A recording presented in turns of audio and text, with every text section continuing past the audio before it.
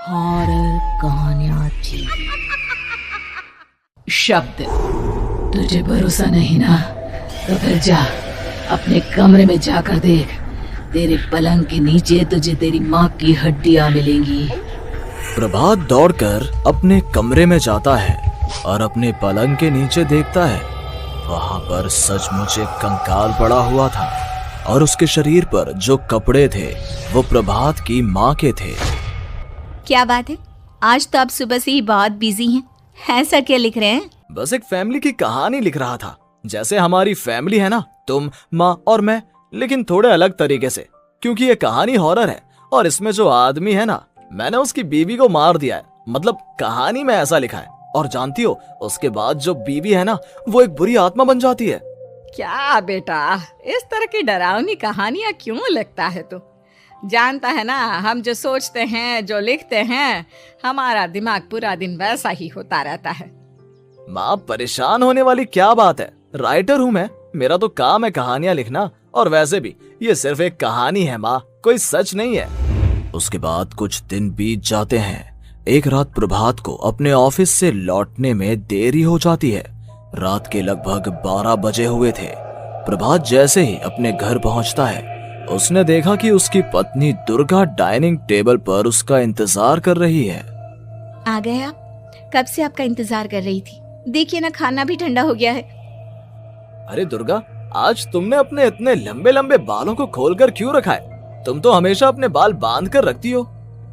वो क्या है ना प्रभात, जब इंसान अपनी जिंदगी से मुक्त हो जाता है ना, तो उसे दूसरे सारे बंधन खोल देने चाहिए। इसलिए मैंने अपने बालों के बंधन भी खोल दिए। ये तुम किस तरह की बातें कर रही हो? तुम ठीक तो हो? मैं बिल्कुल ठीक हूँ प्रभात। अच्छा चलो खाना खाओ। वो क्या है ना दुर्गा, मुझे भूख नहीं है। ऑफिस में कुछ खा लिया था। कोई बात नहीं, मैं तुम्हारे लिए एप्पल काट देती हूँ, एप्पल खा लो। नहीं दुर्गा, मुझे नहीं खाना है, मेरा मन नहीं है यार। तभी अचानक से दुर्गा अपने हाथ में एक बड़ा सा चाकू लेकर प्रभात पर हमला कर देती है। प्रभात अपने आप को बचाने की कोशिश करता है।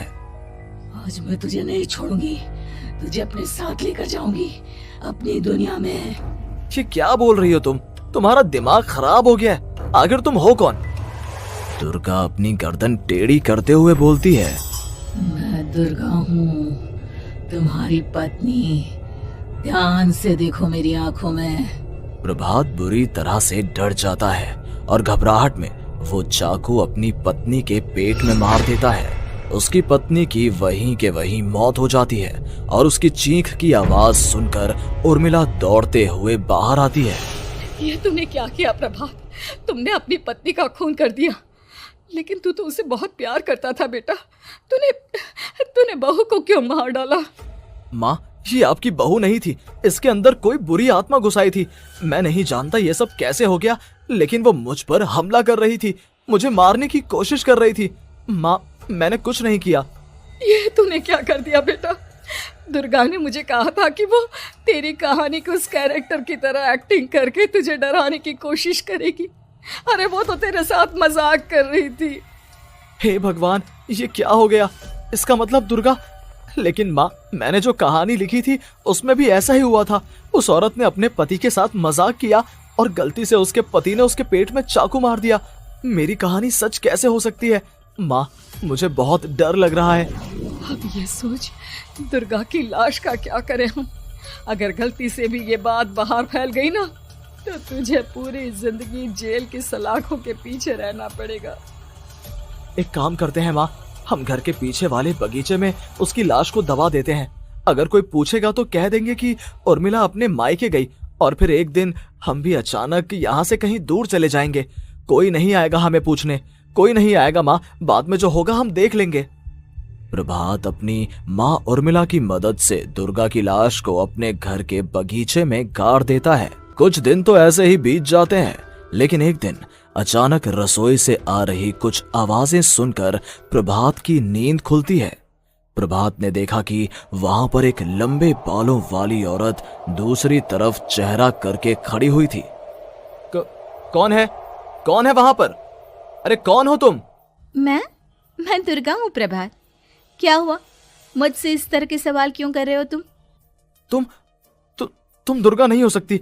दुर्गा तो प्रभात, मैं तुम्हारी पत्नी हूँ, तुम मुझे कैसे भूल सकते हो? 4 दिन के लिए मायके क्या चली गई, तुम तो मुझे भूल ही गए। अब अगली बार ना मैं कहीं नहीं जाऊंगी। पता चला तुमने तो मुझे पहचानने से ही इनकार कर दिया। नहीं, तुम दुर्गा नहीं हो सकती। तुम दुर्गा हो ही नहीं सकती। मैं जानता हूँ ये सब क्या हो रहा है। मैंने अपनी कहानी में लिखा था कि उस आदमी की पत्नी की मौत के बाद एक बुरी आत्मा उसका रूप लेकर उसके घर में आ जाती है। तुम वही हो ना? और अचानक से खूबसूरत दुर्गा का चेहरा काला पड़ जाता है। उसकी आंखें लाल हो जाती हैं और पूरे शरीर पर बाल, लंबे नुकीले नाखून, उसके दोनों पैर उल्टे हो जाते हैं और बेहद डरावनी आवाज में वो चिल्लाकर कहती है, बुरी आत्मा, मेरा खून करके मुझे अपने ही घर में गाड़ कर तू मुझे बुरी आत्मा कह रहा है? मैं तुझे छोड़ूंगी नहीं। और अचानक से प्रभात के घर में बेहद डरावनी आवाजें गूंजने लगती हैं। घर में चारों तरफ बहुत सारी बुरी आत्माएं नजर आने लगती हैं। प्रभात घबरा कर अपनी माँ को आवाज देता है, माँ कहाँ है आप? जल्दी आइए माँ, देखिए ना ये सब क्या हो रहा है। प्रभात ने देखा कि अचानक से उसकी माँ कमरे से दौड़ कर आती है। क्या हुआ प्रभात? और ये लोग कौन है? इन सब की गर्दन टेढ़ी क्यों है? इनके बाल खुले हुए। प्रभात, ये सब लोग तो मुझे मरे हुए नजर आ रहे हैं। हाँ माँ, ये सब लोग मरे हुए ही हैं और ये ठीक वैसा ही हो रहा है जैसा मेरी कहानी में हुआ था। लेकिन मेरी कहानी के हिसाब से तो आप भी। अचानक से उर्मिला का रूप बदल जाता है। वो भी एक डरावने साए की तरह बन जाती है और बेहद डरावनी आवाज में चिल्ला चिल्ला कर कहती है, मर गई तेरी माँ। जानता है, कल रात जब तू सो रहा था ना, तो मैंने उसके शरीर का सारा खून पी लिया। अब बस हड्डियां बची है उसके शरीर में। नहीं, ऐसा नहीं हो सकता। ऐसा बिल्कुल नहीं हो सकता। मेरी माँ नहीं मर सकती। तुझे भरोसा नहीं ना? तो फिर जा, अपने कमरे में जाकर देख। तेरे पलंग के नीचे तुझे तेरी माँ की हड्डियां मिलेंगी। प्रभात दौड़कर अपने कमरे में जाता है और अपने पलंग के नीचे देखता है। वहां पर सचमुच एक कंकाल पड़ा हुआ था और उसके शरीर पर जो कपड़े थे वो प्रभात की माँ के थे। माँ, अब मुझे कुछ करना पड़ेगा। लेकिन मेरी कहानी में लिखा था कि माँ की मौत मेरे हाथों से होगी, पर माँ तो पहले ही मर चुकी है और वो बुरी आत्मा मुझे भी मार देगी। नहीं नहीं, इससे पहले कि वो मुझे कुछ करे, मुझे उसका काम खत्म करना होगा। प्रभात अपने हाथ में बड़ा सा चाकू लेकर उस बुरी आत्मा पर हमला कर देता है जिसने प्रभात की माँ का रूप लिया हुआ था, और अगले ही पल वो नीचे गिर जाती है और उसके शरीर से खून बहने लगता है। ऐसा नहीं हो सकता। एक बुरी आत्मा के शरीर में तो खून होता ही नहीं है। तो क्या सच में मैंने अपनी माँ को मार दिया? लेकिन अभी कुछ देर पहले तो फिर वो कंकाल किसका है? और ये कौन है? मैं पागल हो जाऊंगा। और अपनी माँ की लाश, इसका मैं क्या करूं? लोग पूछेंगे तो मैं क्या जवाब दूंगा? तभी वहां पर दुर्गा का रूप लेकर जो आत्मा थी उसने प्रभात से कहा, गाड़ दे अपनी माँ को ले जाकर उसी जगह जहाँ तूने मेरा खून करके मुझे गाड़ दिया था। जा, चला जा। घबराया हुआ प्रभात पागलों की तरह अपनी माँ की लाश को लेकर बगीचे में गाड़ देता है। प्रभात की हालत पागलों जैसी हो जाती है। वो अपने आप को अपने घर में बंद कर लेता है। कहानी के हिसाब से तो आगे ये हुआ था कि कहानी लिखने वाले ने उन बुरी आत्माओं से डरकर आत्महत्या कर ली थी। तो क्या मैं भी मर जाऊंगा? क्या मैं भी आत्महत्या कर लूंगा? एक काम करता हूँ, मैं अपनी कहानी का अंत बदल देता हूँ। हाँ, ये मैंने पहले क्यों नहीं सोचा। मैं लिख दूंगा कि कहानी को लिखने वाला आत्महत्या नहीं करता, बल्कि कहीं दूर जाकर नए सिरे से अपनी जिंदगी शुरू करता है। यही सोचकर प्रभात ने अपनी लिखी हुई कहानी को बाहर निकाला और उसे पढ़ना शुरू किया। ये देखकर वो हैरान रह गया कि कहानी का क्लाइमैक्स तो किसी ने पहले ही बदल दिया था। ये क्या?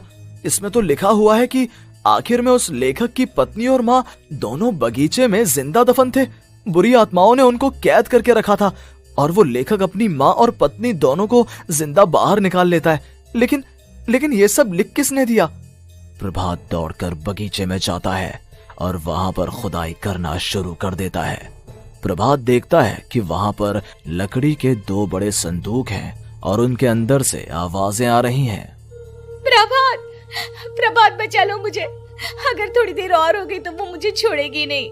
बेटा देखो, मैं इस बक्से के अंदर बंद हूँ, प्लीज मुझे बाहर निकालो, वो बुरी आत्मा किसी भी वक्त मुझे मार डालेगी।